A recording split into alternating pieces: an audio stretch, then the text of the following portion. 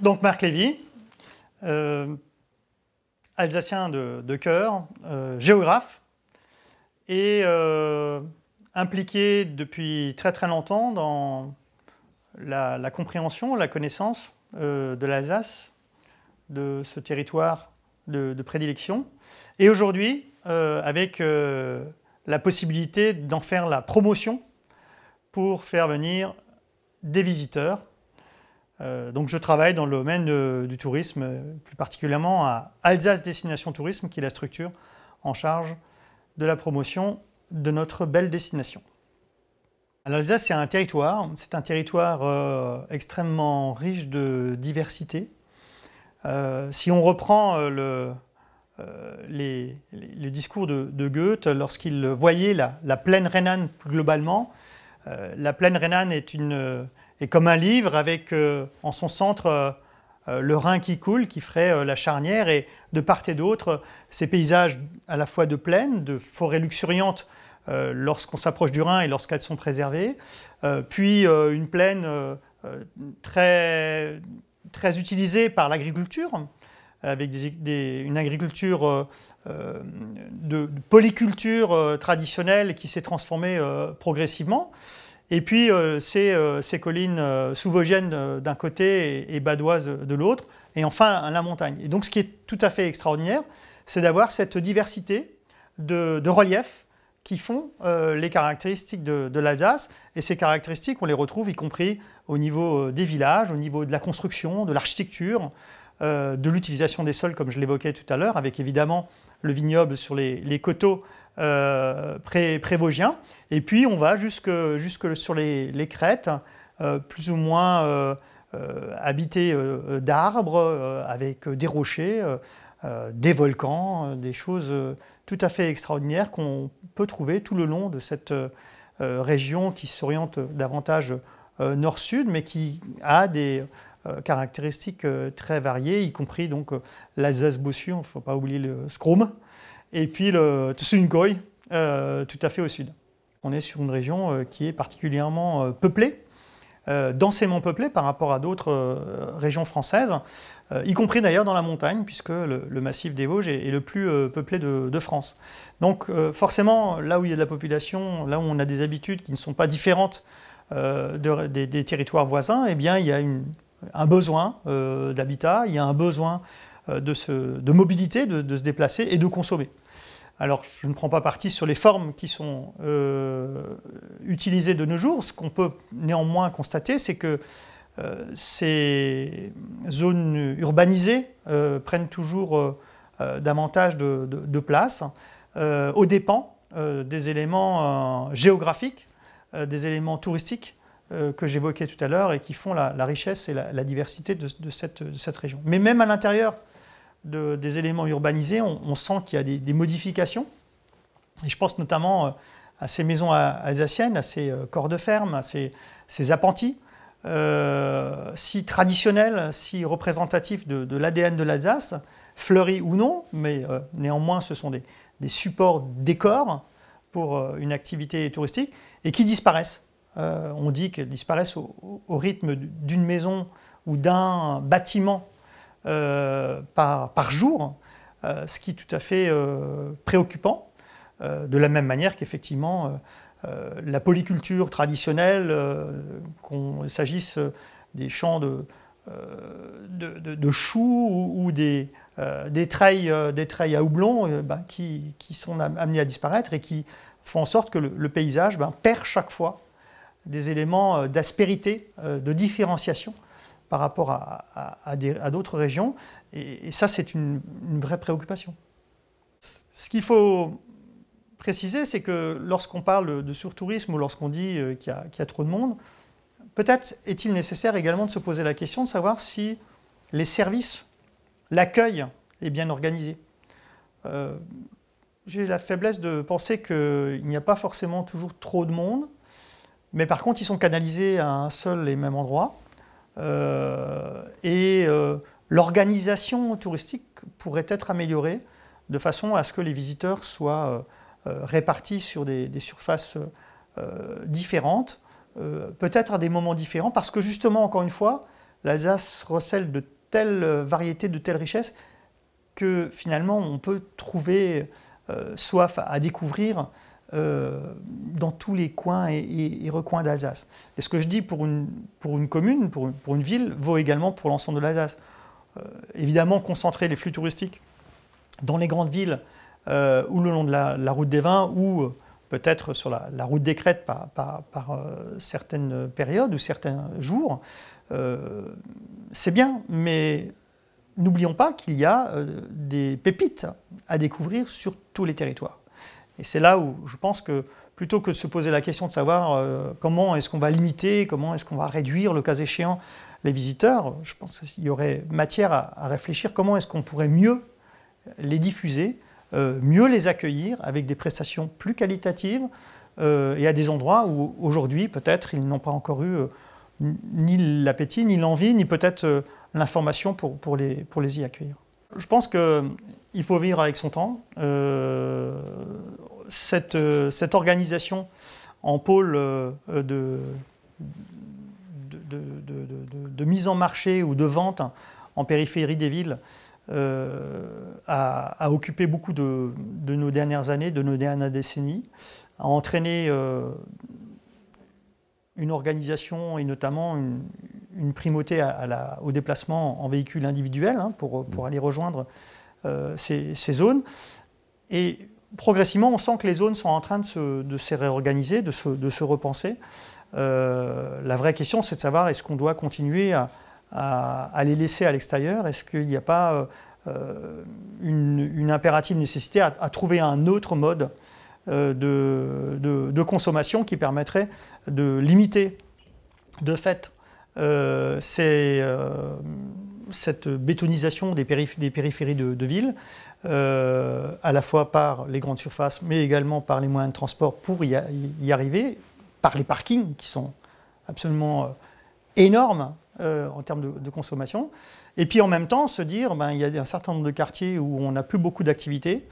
Il y a un certain nombre, y compris de centres urbains, où parfois on a du mal à trouver peut-être chaussures à son pied si on cherche une paire de chaussures, ou peut-être un autre élément d'outillage où on est obligé d'aller en périphérie, alors peut-être qu'on pourrait trouver des choses à l'intérieur de la ville. Se pose évidemment la question en corollaire, aujourd'hui, de la consommation par Internet, qui pallie justement à ça et qui d'ailleurs fait réagir les grandes surfaces, parce qu'elles sont obligées de se dire finalement moins de visiteurs, moins de parkings utilisés, parce que justement cette consommation par Internet gagne toujours davantage. Donc il y a vraiment nécessité, me semble-t-il, à repenser l'organisation des villes et de la périphérie peut-être encore davantage de ces villes. La première chose, c'est qu'il ne faut jamais oublier qu'il faut le préserver, ce patrimoine. Encore une fois, il faut en saisir la richesse pour pouvoir bien comprendre pourquoi il doit être préservé, à quel but. Et en même temps, le faire, attirer l'attention, sensibiliser les acteurs, les décideurs, ne peut se faire effectivement que si on réussit à présenter ce patrimoine comme n'étant pas simplement un amoncellement de cailloux, aussi travaillés soit-il, et d'histoires qui sont derrière ces cailloux. Il faut pouvoir le faire vivre. Il faut pouvoir effectivement, autour des châteaux forts, pouvoir, une fois qu'ils sont consolidés, qu'il n'y a pas de risque à leur visite, pouvoir rendre cette visite intéressante, pouvoir motiver, pouvoir ajouter des éléments novateurs, de spectacle, de mise en lumière, de travail, de compréhension des lieux, encore une fois, par le faire, et pas simplement par le voir ou par le visiter, par le faire. À ce moment-là, le patrimoine, qu'il s'agisse des châteaux forts ou qu'il s'agisse du patrimoine naturel, les milieux naturels, ou voire des églises, voire un certain nombre apprendre à faire du torchis, ce qu'on peut très bien faire, par exemple, au niveau de l'écomusée, eh bien, ce faire va au-delà de la découverte permet de comprendre, c'est la médiation que j'évoquais tout à l'heure et que j'appelle toujours de mes voeux, de comprendre et d'avoir une approche sensible qui va déclencher une émotion et qui nous amène également à un touriste un peu différent de celui qui s'intéresse uniquement au patrimoine et finalement un touriste qui va, par une activité sportive, découvrir le patrimoine et peut-être revenir après son épreuve ou après sa balade, et bien revenir pour apprécier encore davantage cet élément de patrimoine. Donc on n'est pas uniquement sur un tourisme patrimonial, même si c'est fort, ça doit rester fort, mais ce n'est pas uniquement là-dessus. On a également du tourisme d'affaires, on a aussi de plus en plus la tendance du bien-être qui va faire que l'Alsace devra être au rendez-vous.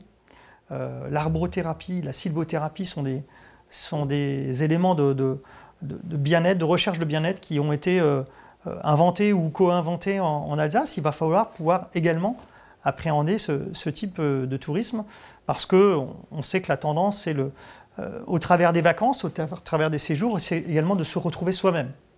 Et donc, il y a aussi ce tourisme-là qui va se développer davantage. Et je pense que l'Alsace, là aussi, est bien placée pour ce faire. L'avenir de l'Alsace avec Europa Park. Je pense que c'est pas incompatible. Europa Park, c'est 5 millions de visiteurs et plus. On ne peut pas faire sans. Ça n'aurait pas de sens. Surtout que lorsqu'on vient faire du tourisme, on vient effectivement pour les vieilles pierres, on vient pour le patrimoine, mais on vient aussi pour de l'agrément, pour découvrir des choses qu'on n'a pas forcément chez soi. Et Europa Park fait partie, comme le parc de Rhodes, juste de l'autre côté, pour la partie animalière, fait partie de ces éléments, de ces pépites dont l'Alsace peut jouir, peut trouver voilà, ce qui peut rapprocher, ce qui peut faire que on va venir, on va revenir, on va rester plus longtemps.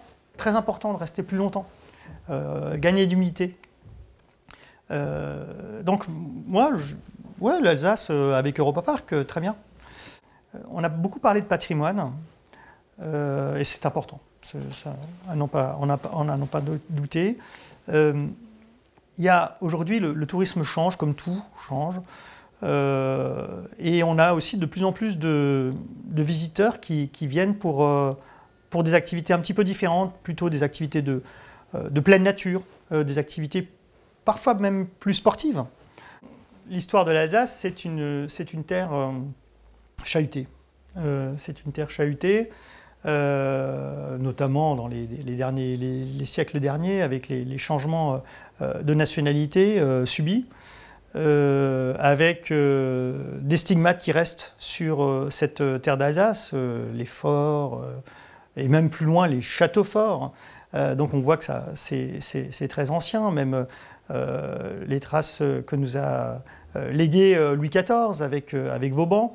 Donc c'est une terre d'abord de conquête, de guerre, bien entendu de souffrance. Je pense à la guerre des paysans, on voit encore des ossuaires, etc. Donc ça, voilà, de tout temps, on a cette histoire mouvementée.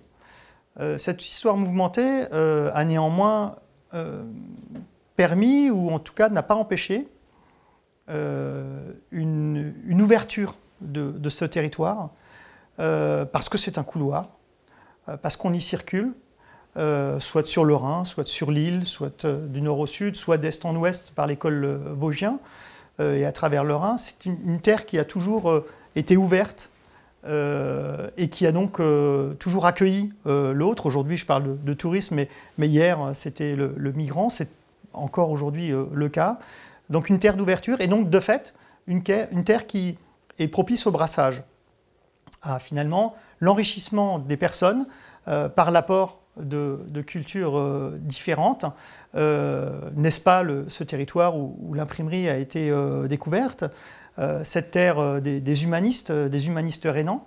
Donc on est dans une terre qui à la fois a été très mouvementée, a une histoire très très mouvementée, mais en même temps est une terre où la circulation, les échanges n'ont jamais été véritablement arrêtés, sauf peut-être à quelques courtes périodes. et qui a toujours bénéficié de ces échanges par l'apport de culture, par l'apport d'agriculture, par l'apport d'éléments d'histoire qui font aujourd'hui sa richesse. Je pense que la compréhension et l'appréciation au sens premier du terme de l'Alsace ne peut se faire que par la médiation. Qu'il s'agisse d'éléments des milieux naturels, comme par exemple le réseau des maisons de la nature le fait, qu'il s'agisse des châteaux forts, comme le réseau des veilleurs de châteaux forts s'en occupe, etc., etc. Beaucoup de réseaux, beaucoup d'associations locales, etc. C'est cette richesse-là qui est importante. Et si ces acteurs-là ne font pas cette médiation, il ne faut pas aller les chercher dans les livres. C'est cette médiation par le vivant, par la transmission orale, également par le geste, en montrant cette fleur, cette plante, cette trace d'animal, peut-être ce jointement de murs d'un château fort. C'est par là qu'on peut véritablement apprécier la culture, l'identité, l'ADN de l'Alsace. Donc je pense que effectivement, c'est un constat, on ne l'apprend pas forcément par le livre, par les cours. Il y a certainement matière à s'améliorer, il y a certainement matière à faire des progrès, mais surtout en n'imaginant pas que tout se fera justement par un enseignement académique. Je pense bien davantage à la possibilité de découvrir les choses, les lieux, les recettes en faisant, en mettant la main à la pâte. Ce qui est important à retenir, c'est de dire je ne pourrais pas vivre ailleurs. Et d'ailleurs, même lorsque les Alsaciens vont vivre ailleurs, ils recréent des éléments de retrouvailles, de retrouvance, d'identité, etc. Et ça, c'est quelque chose de très important. Donc se sentir alsacien ou pas alsacien, c'est une bonne question. Moi, je me sens parfaitement à l'aise en tant qu'Alsacien.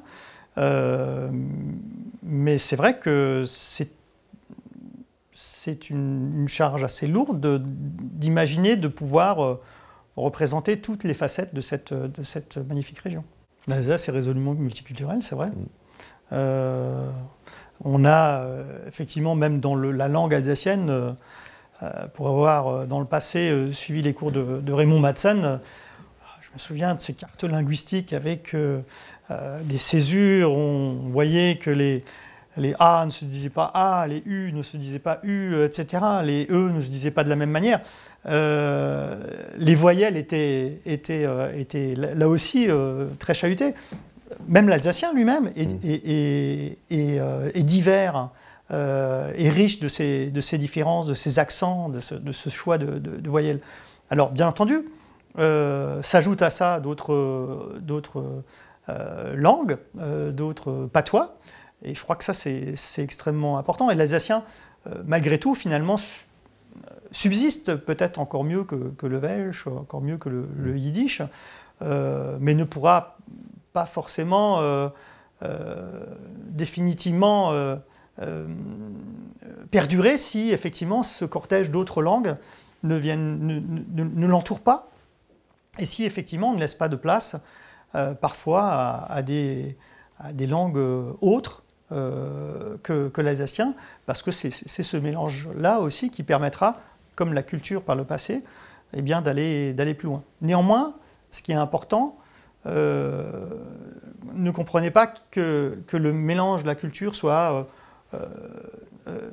la solution par-dessus tout. Il faut tout de même, néanmoins, pouvoir avoir des éléments fondateurs solides qui perdurent. Je reviens sur la question de la maison à colombage ou de la maison traditionnelle alsacienne. Si effectivement on se contente de dire oui, bon, tous les jours il y a une maison où il y a un pan de maison qui était véritablement représentatif de l'identité alsacienne, de la construction de l'époque disparaît et qu'on s'en contente, ça ne fonctionnera pas. Il faudra bien néanmoins pouvoir conserver ces éléments de l'ADN alsacien très forts pour pouvoir continuer à accueillir, continuer à enrichir ces éléments fondateurs. Je pense que les gens sont assez friands, très timides, parfois apeurés par l'idée, mais assez friands de pouvoir trouver des éléments d'identité qu'ils seraient prêts à partager. Et je pense que ça, c'est quand même porteur d'avenir. Mais l'identité, ce sont les éléments de notre ADN. L'identité, ça peut être les 5 C, qu'il faut peut-être encore enrichir. C'est effectivement ces éléments de colombage, de costume, de cigogne, de choucroute et de coiffe.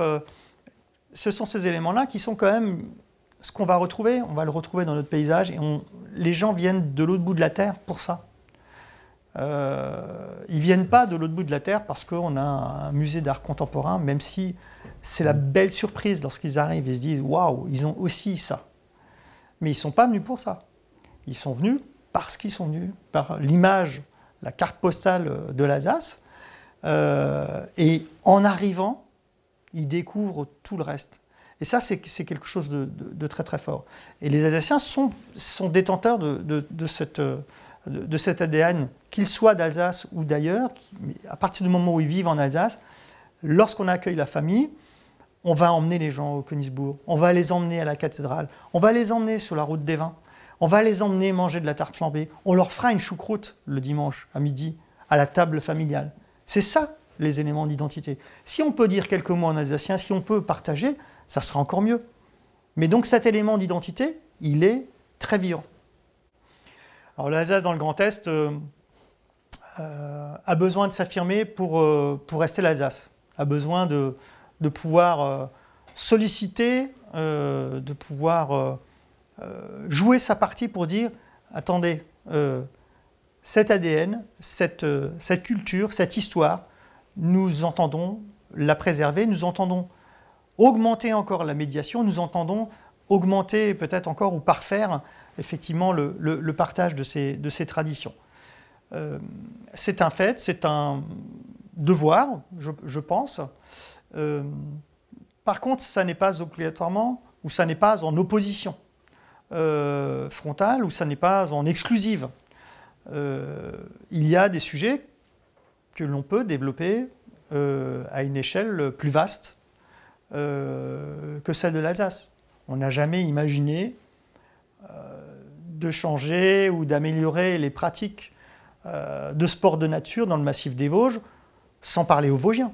Ça n'a pas de sens, puisque on va skier dans les Vosges. D'ailleurs, est-ce qu'on est encore dans le Bas-Rhin, dans le Haut-Rhin, ou est-ce qu'on est déjà dans les départements voisins? Ça ne nous intéresse pas trop. Ce qui nous intéresse, c'est de savoir s'il y a de la neige, si la piste sera bonne, et si le chocolat Kirsch sera au rendez-vous après, quand on aura eu bien froid.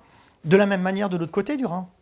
De plus en plus, les ponts aidants, la fluidité des trafics, le tram transfrontalier, celui de Strasbourg, celui de Saint-Louis, voilà, ça apporte de la fluidité. Donc il n'y a pas de barrière, l'Alsace n'est pas seule, elle n'est pas toute seule, elle est toujours ouverte. Le projet de collectivité européenne d'Alsace va dans ce sens-là aussi, ce n'est pas quelque chose de fermé, c'est quelque chose qui doit être, par le terme européen, ouvert sur les autres.